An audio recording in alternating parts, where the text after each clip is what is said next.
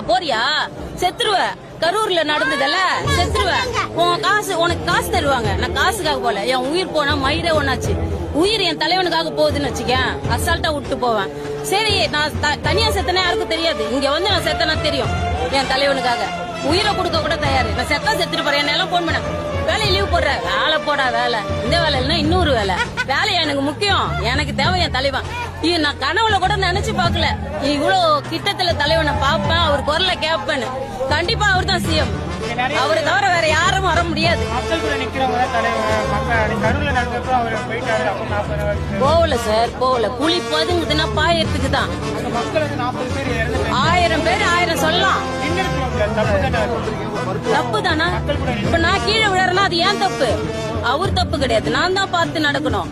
நான் பார்த்து நடக்கல, நான் கீழே விழுந்துட்டேன். என் மேல தப்பு வச்சுட்டு எதுக்கு அவரை குறை சொல்லணும்? தலைவன் எல்லாம் இதுக்கு காரணம்.